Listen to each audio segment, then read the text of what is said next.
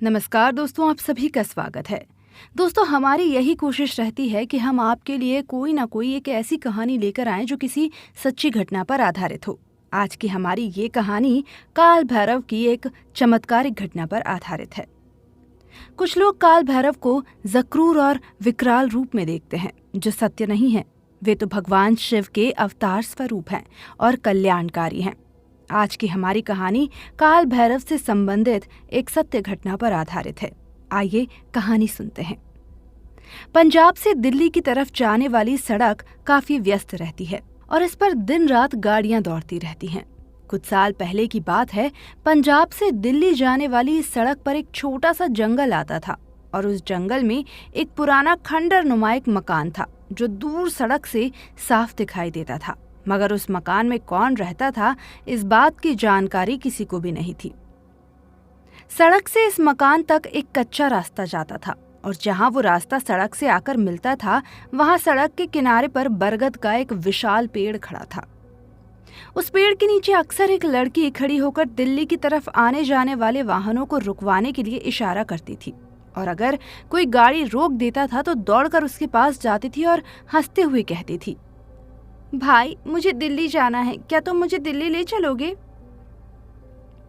मगर जब कोई गाड़ी वाला उसे दिल्ली जाने के लिए तैयार हो जाता है तो वो लड़की रोने लग जाती थी और गाड़ी वाले से कहती थी, भैया तुम जाओ, मेरे पाँव में तो बेड़ियां पड़ी हैं, इसीलिए मैं कहीं नहीं जा सकती।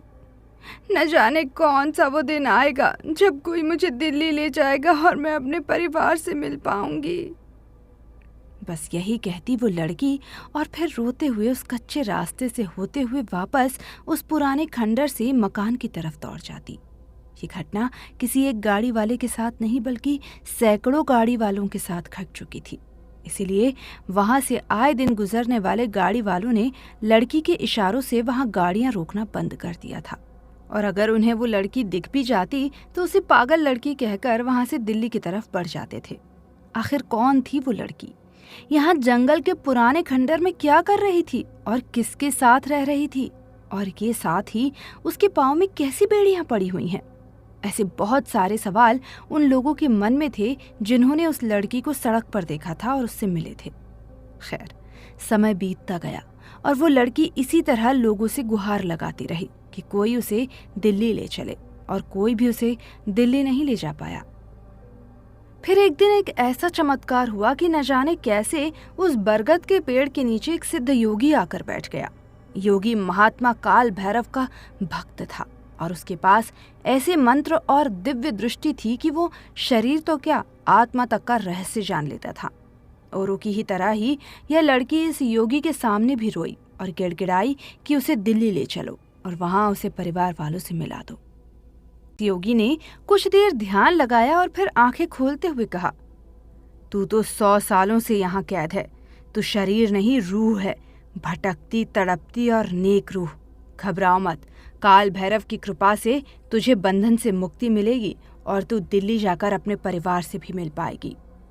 ये कहकर योगी जी ने अपने आराध्य भगवान शिव के अवतार काल भैरव की दी शक्तियों से उस लड़की की आत्मा को बंधन से छुड़वाया और उसे दिल्ली ले गया।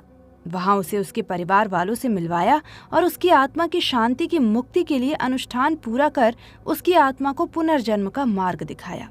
फिर बाद में सबको बताया कि लगभग 100 साल पहले दिल्ली की इस लड़की पर किसी तांत्रिक की नजर पड़ गई थी और वो दुष्ट तांत्रिक इसे उठाकर जंगल में ले आया था और इसे जबरदस्ती इससे शादी करना चाहता था, मगर लड़की ने आत्महत्या कर ली थी। लेकिन तांत्रिक ने इतना होने पर भी उस पर दया नहीं दिखाई। उस दुष्ट ने इसकी आत्मा को भी अपने बंधन में बांधकर यहाँ जंगल में भटकने के लिए मजबूर कर दिया था। इसी कारण तांत्रिक के मर जाने पर भी लड़की की आत्मा दिल्ली जाकर अपने परिवार से मिलने के लिए तड़प रही थी। मगर भगवान एक न एक दिन सबकी सुनता है, सो इसकी भी सुनी और काल भैरव की कृपा से इसकी इच्छा पूरी हुई और इसकी आत्मा को शांति और मुक्ति मिली।